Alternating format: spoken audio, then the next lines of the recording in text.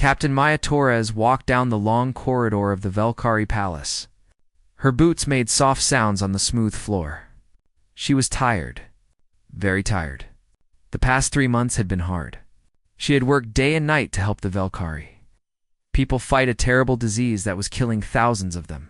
The Velkari were insect-like beings. They had 4 arms and hard shells that shined in different colors. Their eyes were big and dark. They made clicking sounds when they talked. At first, Maya found them strange, but now she understood them better. They were not so different from humans. They loved their families. They feared death. They wanted their children to live. Maya had brought medicine from Earth. She had taught the Velkari doctors how to use it. She had stayed awake for days, making sure everyone got treatment. Now, the plague was over. The Velkari were safe. Maya just wanted to go home to her ship and sleep for a week. The palace doors opened. Inside, the Velkari High Council waited for her. There were 12 of them sitting in a circle. Their shells were gold and silver. These were the most important Velkari in the colony. Captain Torres, the eldest one, said. His name was Theckener. You have saved our people. We owe you a debt we can never repay, Maya smiled. You don't owe me anything. I'm just glad I could help. But we must give you something, Theckener said. It is our way. We have chosen the perfect gift for you. Maya felt uncomfortable. She did not want any gift. She had done her job. That was enough. But she knew saying no might hurt their feelings. These people had just survived something terrible. She did not want to upset them. You're very kind, Maya said. But really, it's not necessary. Theckener made a clicking sound. It was like a laugh. Oh, but we insist. Bring her in. The door at the side of the room opened. A young Velkari female walked in. She was smaller than the others. Her shell was a beautiful blue-green color. She kept her head down. She walked slowly to the center of the circle and knelt. This is Shira, Theckener said. She has been trained since birth to serve. She is smart, strong, and loyal. She will take care of all your needs. She is our gift to you. Maya's stomach dropped. Wait, what? You're giving me a person? Yes, Theckener said. He seemed proud. She is the finest servant we have. She knows many skills. She can cook, clean, repair machines, and fight if needed. She will make your life much easier. Maya looked at Shira. The young Velkari had not moved. She stayed on her knees with her head down. Maya felt sick. This was wrong. Very wrong. I can't accept this, Maya said firmly. Humans don't own other people. Where I come from, every person is free. Nobody belongs to anybody else. The council members made confused clicking sounds. They looked at each other. Theckenor leaned forward. But Shira is not like us, he explained. She is from the servant caste. She was born to serve. It is her purpose. Her only purpose? Taking her away from service would be cruel. She would have no meaning in life. Everyone has meaning, Maya said. Her voice was strong. Everyone deserves to choose their own path. Choose. Theckener's voice sounded worried. Captain Torres, perhaps you do not understand our ways. Shira cannot simply choose. She has been trained, conditioned. This is what she knows. This is what she is. Maya wanted to argue more, but she saw the faces of the council. They looked confused and hurt. These people had almost died. They had lost thousands of their own. They were trying to show gratitude in the only way they knew. If Maya refused, it would be an insult. It might damage the relationship between humans and Velkari. It might even break the alliance. Maya closed her eyes. She thought hard. Then she made a decision. Right, she said slowly. But I have conditions. Shira will come with me, but she will not be my property. She will be my guest. She can leave whenever she wants. She will be paid for any work she does. She will eat at my table, not under it. She will sleep in a proper bed, not on the floor, and she will be treated with respect. Do you understand? The council looked confused, but Theckener nodded. If that is what you wish, Captain, though I think you will confuse the poor creature. Maya walked over to Shira. She knelt down so they were at the same level. Shira, look at me, please. Shira slowly lifted her head. Her big dark eyes met Maya's. There was something in those eyes. Fear, maybe, or confusion, but also something else. Curiosity. You're coming with me to my ship, Maya said gently. But you need to understand something. You're not my property. You're not my slave. You're a person, a living being who matters. On my ship, you're free. You can leave anytime you want. You can make your own choices. Do you understand? Shira's mandibles moved. She made soft clicking sounds. Then she spoke in broken human language. I do not understand, Captain. I am gift. I am yours. Why you say, I can leave? Where would I go? What would I do? I am made to serve you. That is my purpose. Maya felt her heart break a little. This young woman had been taught her whole life that she was just a tool, an object, not a real person. We'll figure it out together, Maya said. She stood up and offered her hand to Shira. Come on, let's go home. Shira looked at Maya's hand for a long moment. Then slowly, carefully, she reached out and took it. Her 4 hands were warm. Maya helped her stand as they walked out of the palace together. Shira kept looking at Maya. She seemed confused, lost, but she followed without question. On the ship that night, Maya showed Shira to a guest room. It had a real bed, a desk, and a window showing the stars outside. This is your room, Maya said. You can rest here. If you need anything, just ask. Shira stood in the middle of the room. She looked around like she had never seen anything like it before. Then she turned to Maya. Captain, she said quietly, I was given to you as a gift, human. Why won't you accept me? Maya did not have a good answer, not yet. So she just said, Get some rest, Shira. We'll talk more tomorrow. As Maya walked away, she knew this was going to be harder than fighting any plague. How do you teach someone they're free when they've been taught their whole life they're not? Part 2. Cultural collision. Maya woke up to strange sounds. She looked at the clock. It was 4 in the morning. She got out of bed and walked into the hallway. The sounds were coming from the kitchen. Inside, she found Shira. The young Valkyrie was cleaning everything. The counters shined. The floors looked perfect. Food was cooking on the stove. Shira moved quickly with all 4 arms working at once. Shira, what are you doing? Maya asked. She was still half asleep. Shira stopped and bowed low. Good morning, Captain. I am preparing your breakfast.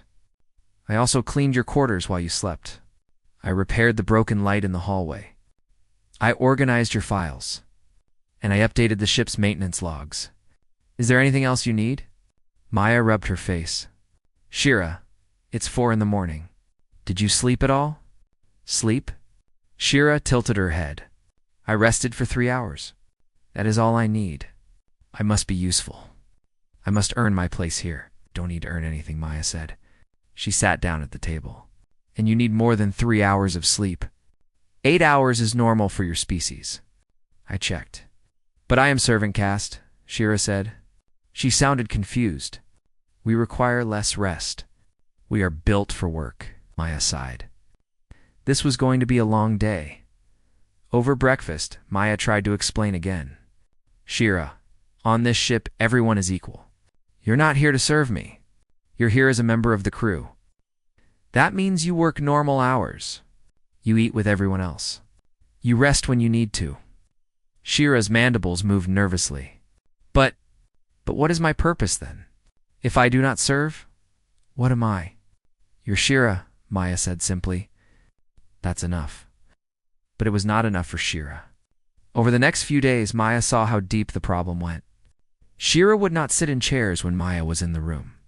She stood by the wall instead. When Maya told her to sit, Shira became anxious and upset. At meals, Shira tried to serve everyone else before eating. When Maya put food on Shira's plate first, Shira looked like she might cry. This is wrong, Shira whispered. I should not eat before you. It is not proper. There is no before or after, Maya said firmly. We all eat together, as equals, but Shira could not accept it. She ate quickly, barely tasting the food, like she was doing something shameful. At night, Maya found Shira sleeping on the floor of her room. The bed was untouched. Why aren't you using the bed? Maya asked. Beds are for real people, Shira said quietly. Not for ones like me. Maya felt anger rise in her chest. Not at Shira. At the system that had taught her to think this way. You are a real person, Shira, and you will sleep in that bed. That's an order. Shira obeyed because it was an order, but Maya could see she did not understand. The crew of the ship noticed too. Lieutenant Chen, Maya's second-in-command, came to her office one day. Captain, the crew is worried about Shira, Chen said. She works too hard. She never rests.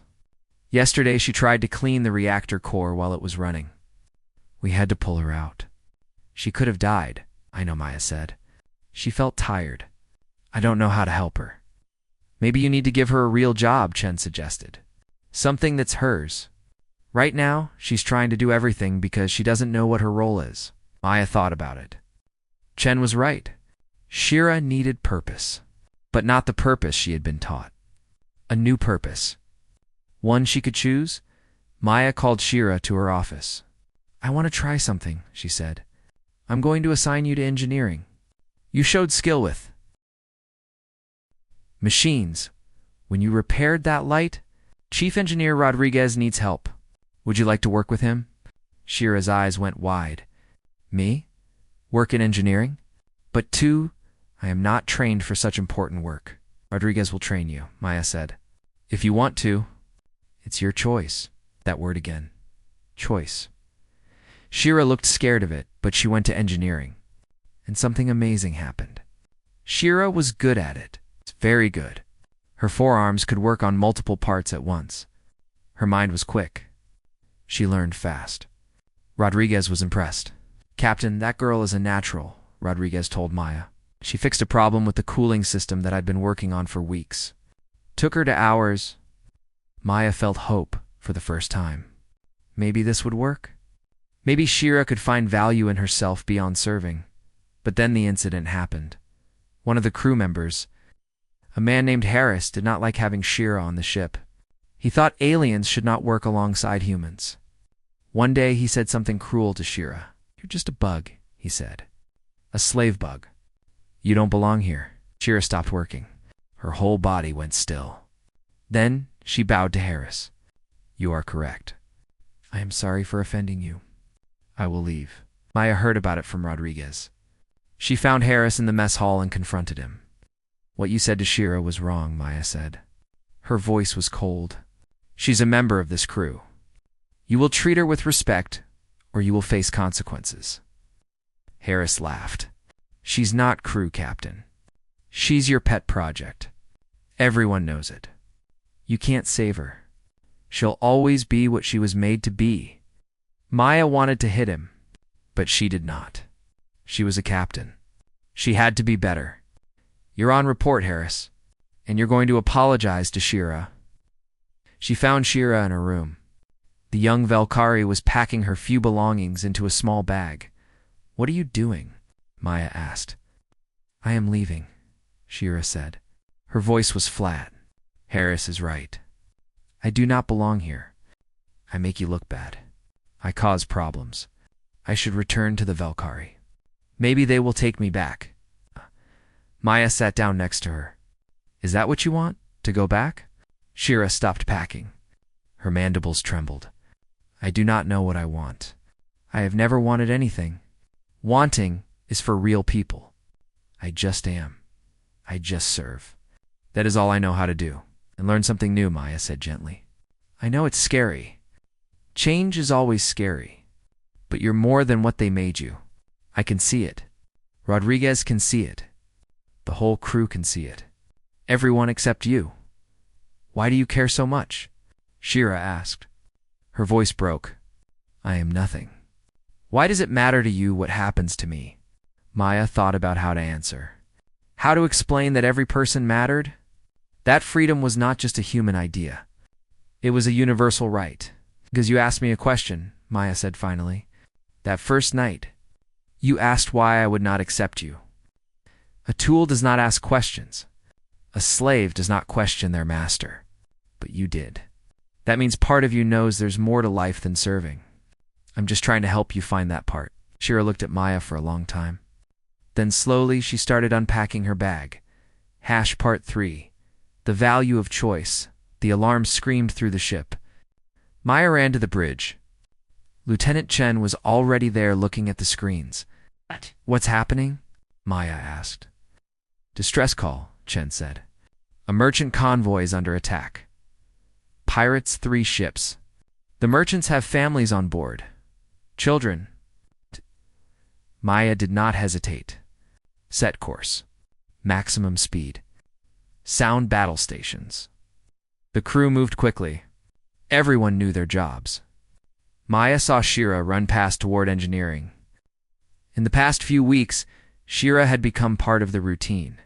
She was still strange sometimes, still too eager to help, but she was getting better. The ship jumped out of faster-than-light travel near the convoy. Maya saw the pirate ships immediately. They were firing on a large transport vessel. The transport shields were failing. Target the lead pirate ship, Maya ordered. Fire when ready. The battle was fast and brutal. Maya's ship was military grade. The pirates were not expecting a real fight. 2 of them ran away quickly. But the 3rd pirate ship was stubborn. It kept firing. Then something bad happened. A pirate missile hit Maya's ship. The whole vessel shook. Lights went out. Emergency power kicked in. Damage report. Maya shouted. Hull breach in Section 7, Chen called out. 3 crew members trapped. The section is losing air fast. Section 7. That was near engineering. Maya's heart sank. Who's trapped? She asked. Chen checked his screen. His face went pale. Rodriguez, Patel, and Kim. Captain, they have maybe 2 minutes of air left. We can't get to them in time. The doors are jammed. Maya stood up. Keep firing at that pirate ship. I'm going down there. But she was too slow. By the time Maya reached Section 7, someone else was already there. Shira, the young Valkyrie, had opened the emergency override. The doors were still jammed, but there was a small gap. Too small for a human. But Shira was thinner. She was squeezing through. Shira, no. Maya shouted. There's no air in there. Shira looked back. Her eyes were calm. I know, Captain. But I can survive without air for 5 minutes. Humans cannot. I will get them out. Before Maya could stop her, Shira pushed through the gap. Maya watched through the small window. Inside Section 7, Rodriguez, Patel, and Kim were unconscious. They had run out of air. Shira moved fast. She grabbed Rodriguez first. He was the heaviest. She dragged him to the door and pushed him through the gap. Maya and other crew members pulled him out. He was not breathing. Maya started emergency treatment. Shira went back. She got Patel next, then Kim. By the time she pushed Kim through the gap, Shira was moving slowly. Her shell had turned a dark gray color. That meant she was running out of oxygen too. Come on, Shira. Maya shouted. Get out of there. Shira tried to squeeze through the gap. But she had used too much energy. She fell. Her body went limp. No. Maya grabbed a plasma cutter. She started cutting through the door. It took 30 seconds. It felt like forever. When the door finally opened, Maya ran in. She grabbed Shira and carried her out. Medical teams were already there. They took all 4 of them to the medical bay. Rodriguez, Patel, and Kim all survived. They woke up within an hour. But Shira was worse. Her species could survive without air, but not forever. She had pushed herself too far. Maya sat by Shira's bed. The medical machines beeped steadily. Shira's shell was still gray. Her breathing was shallow. Why did you do it? Maya whispered. You almost died, Shira. Eyes opened slowly. She looked at Maya. Proved my worth, she said weakly. I saved them. Now you will accept me. Now I have value. Maya felt something break inside her. All this time, All her efforts. And Shira still thought she needed to earn the right to exist. You stupid, brave, wonderful person, Maya said. Tears ran down her face. You had value before you saved them. You had value the moment you were born. You didn't need to prove anything. Shira looked confused. But I must be useful. I must serve. That is all I am, no, Maya said firmly. She took Shira's hand. Listen to me. I'm going to tell you something. Something I never told anyone on this ship. Shira sighs, focused on Maya. I grew up poor, Maya said. Very poor. My mother died when I was young. My father drank. He told me every day that I was worthless, that I would never be anything, that I was a burden. I believed him. Shira's mandibles moved slightly. When I was 15, I ran away, Maya continued. I joined the military. I worked harder than anyone else. I took the most dangerous missions. I thought if I could just be useful enough, important enough, then I would matter. Then I would have value. You are a captain, Shira said quietly. You do have value. I always had value, Maya said. Even when I was that scared 15-year-old girl, even when my father said I was nothing, I mattered because I was alive, because I was me, not because of what I could do for others. Maya squeezed Shira's hand. It took me years to learn that, and I'm still learning it. But you need to understand something, Shira. You risking your life today? That was brave. It was heroic. But it would have been just as bad as those crew members dying. Because you matter. Your life has value. Not because you're useful. Not because you serve. But because you're you. Shira was quiet for a long time. The medical machines kept beeping. I do not know how to be me, she finally said. I only know how to be useful.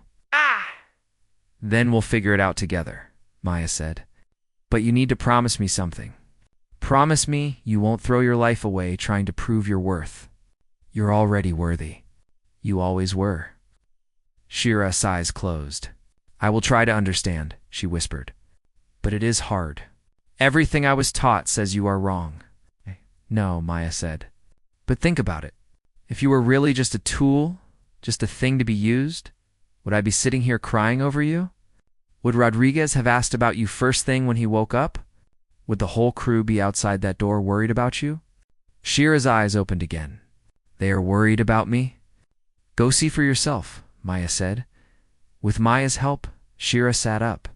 She looked through the window of the medical bay. Outside in the hallway, at least 20 crew members waited. When they saw Shira looking, they waved. Some smiled. Some gave thumbs up. Shira stared at them.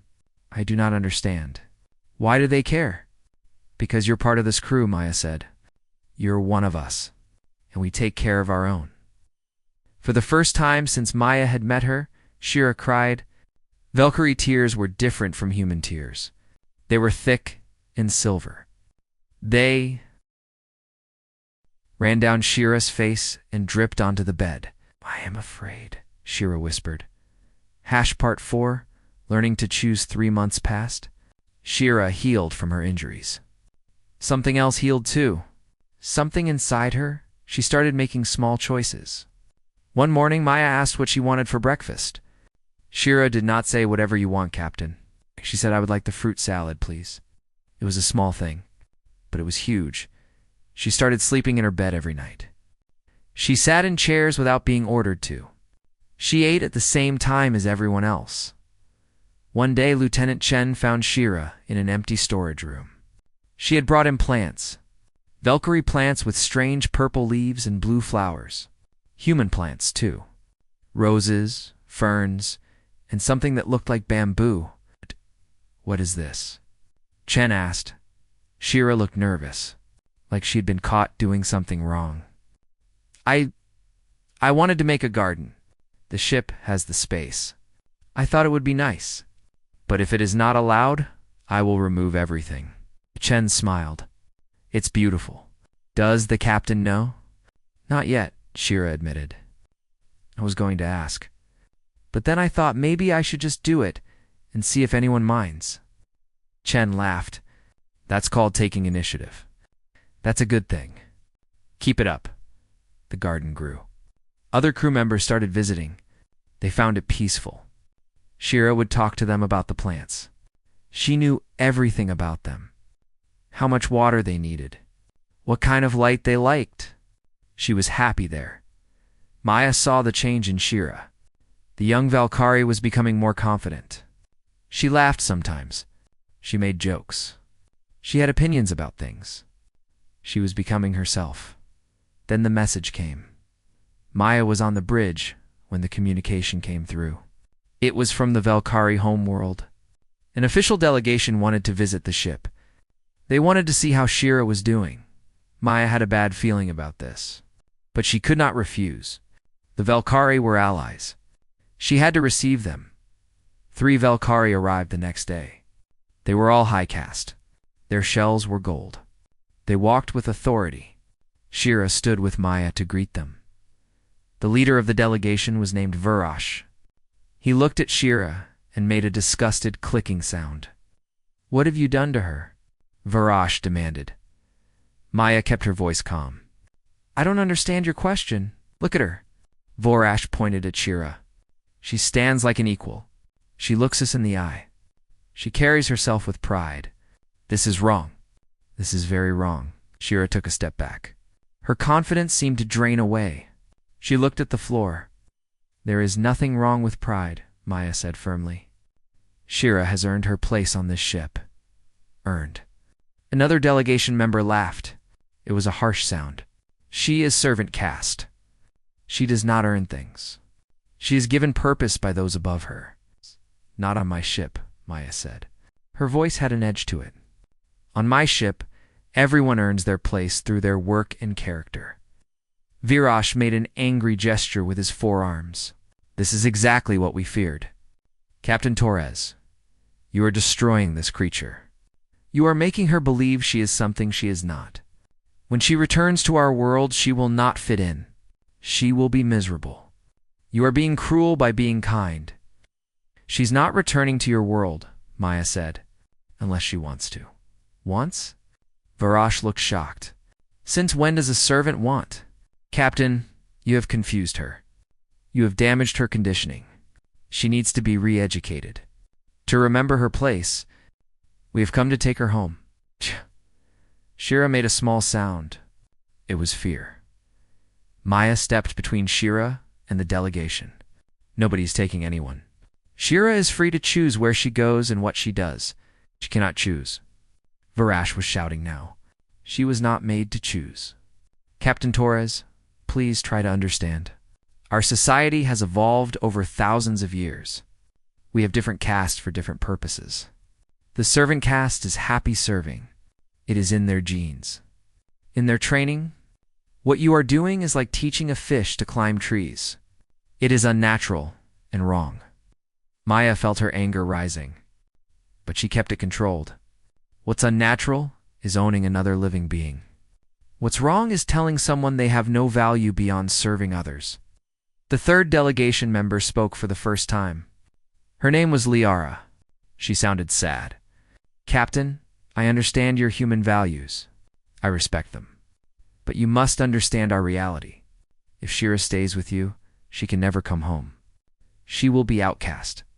No Valkyrie will accept her. She will be alone forever among aliens." "Is that really better?" Maya had no answer for that. It was a good question. A hard question. Varash turned to Shira. "Child, come here." Shira moved forward slowly. Her whole body was tense. "Look at me," Varash commanded. Shira raised her eyes. But it took effort. Maya could see her shaking. "You have been confused," Varash said. His voice was softer now. "The human does not understand our ways. She means well, but she has hurt you. Made you think you can be more than you are? But you know the truth, don't you? Deep inside, you know. You are a servant caste. It is not a bad thing. It is what you are. Come home with us. We will help you remember. We will give you a good master who will value you properly." Shira looked at Maya, then at the delegation, then at the floor. She was caught between 2 worlds, 2 different ideas of what life should be. I Shira started to speak. Her voice was quiet. I do not want to be re-educated. Barash clicked in surprise. What? I do not want to forget, Shira said. Her voice was getting stronger. The past months have been confusing, scary. Sometimes I wanted to give up, but I also learned things. I learned that I like working with plants. I learned that I am good at engineering. I learned that people can care about me without owning me. Nonsense, Vorash snapped. You have been brainwashed, maybe Shira said. Or maybe I was brainwashed before, and now I am waking up. Liara made a sad sound. Child, if you do not come back with us, you will be declared outcast. Do you understand what that means? No Valkyrie will ever speak to you again. You will not be welcome in any of our colonies. You will be cut off from your own kind forever. Shira's mandibles trembled. Forever? Forever, Liara confirmed. What about my birth family? Shira asked. My mother, my siblings? They will be forbidden from contacting you, Varash said. It is the law. Maya saw the pain in Shira's eyes. This was an impossible choice. Stay and lose everything from her past. Go back and lose everything she had become. Shira, Maya said gently, whatever you decide, I will support you. If you want to go back, I understand. If you want to stay, you have a home here. But this has to be your choice. Nobody else's. Shira stood there for a long time. The bridge was silent. Everyone waited. I need time to think, Shira finally said. This is too big. Too important. I cannot decide right now. Virash made an impatient sound. How much time? As much as she needs, Maya said firmly. Part 5. The gift of freedom for 3 days. Shira stayed in her garden. She did not talk to anyone. She just sat among the plants and thought. Maya wanted to help. But this was Shira's choice to make. So Maya stayed away. She gave Shira space.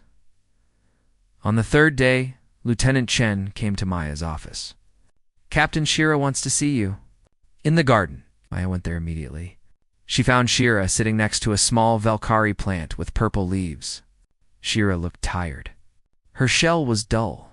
She had not been sleeping. I made my choice, Shira said without looking up. Maya sat down next to her. She said nothing. She just waited. I want to stay, Shira said. I want to stay on this ship. I want to be part of the crew, not as a gift, not as a servant, as a real member, someone who earns their place through work. Maya felt relief wash over her. Are you sure? You understand what you're giving up? I understand, Shira said. Silver tears ran down her face. I am giving up my family, my people, my whole culture. Everything I knew before. It hurts. It hurts so much. But going back would hurt more. Why? Maya asked gently. Shira finally looked at Maya. Because I have tasted freedom. I have felt what it is like to choose, to have opinions, to matter as myself, not as a tool. I cannot go back to being property, even if it means being alone. You won't be alone, Maya said. You have us. It is not the same, Shira said. You are not Valkyrie. You do not understand my culture, my language, my history. I will be the only one of my kind here. Maya nodded. That's true. And I'm sorry. I wish there was a way for you to have both. But there isn't. I know. Shira wiped her tears. And I am angry about it. Why should I have to choose? Why can't I be free and still be part of my people? Why do they make it so hard? Because systems of power don't like to be challenged, Maya said. Your existence here challenges everything the Valkyrie high castes believe about themselves. You prove that servant caste Valkyrie are just as capable as any other caste. That threatens their entire society structure. Shira made a bitter clicking sound. So they would rather lose me than admit they were wrong. Yes, Maya said simply. They sat in silence for a while. Then Shira stood up. I should tell the delegation. Get it over with. Do you want me to come with you? Maya asked. Please, Shira said. They found the delegation in the guest quarters. Varash looked up when they entered. Have you come to your senses, child? I have made my choice, Shira said. Her voice did not shake. I am staying with Captain Torres. I am staying on this ship. Barash stood up. Then you are no longer Velkari. As of this moment, you are outcast. Your family will be notified. Your name will be removed from all records. You will be erased. Shira flinched, but she did not back down. I understand. Liara looked sad. I wish you had chosen differently, child. But I respect your courage.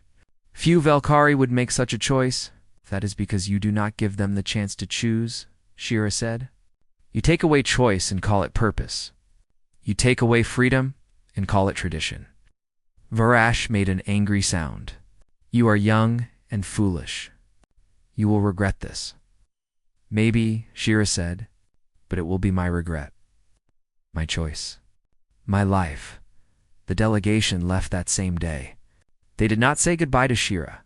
To them, she no longer existed. That night, Maya found Shira in the garden again. She was crying. Not just a few tears. Deep, body-shaking sobs. Maya sat down and pulled Shira close. She let her cry. There were no words that could make this better. Shira had gained freedom, but the price was everything she had known. I thought I was ready, Shira said between sobs. But it hurt so much. I will never see my mother again. Never hear my language spoken by my own kind. Never smell the flowers of my home world. How do I live with that? One day at a time, Maya said. You grieve what you lost. You feel the pain. And slowly, you build a new life. A different life. Not better or worse than what you had. Just different. Does the pain ever stop? Shira asked. No, Maya said honestly. But it gets easier to carry.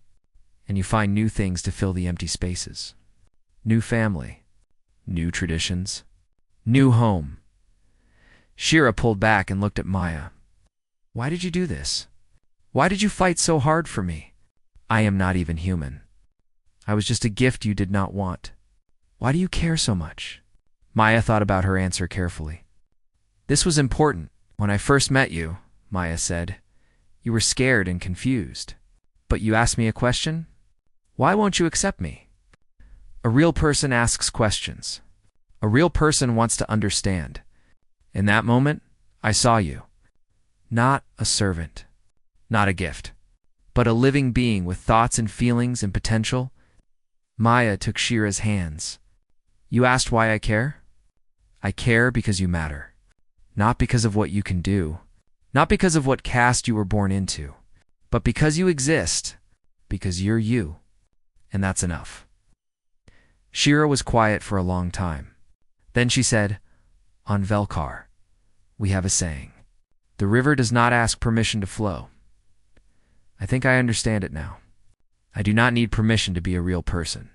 I just am. Maya smiled. Exactly. Over the next few weeks, things changed. The crew held a small ceremony. They officially made Shira a crew member. She got a uniform. She got a duty station.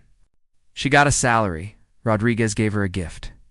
It was a small tool set designed for her 4 hands. Welcome to engineering, he said. Lieutenant Chen taught her poker. Shira was terrible at it, but she laughed when she lost. The ship's doctor, an older woman named Keiko, helped Shira understand her own biology better. You are not designed to need less sleep, Keiko explained. That was a lie they told servant caste Velkari.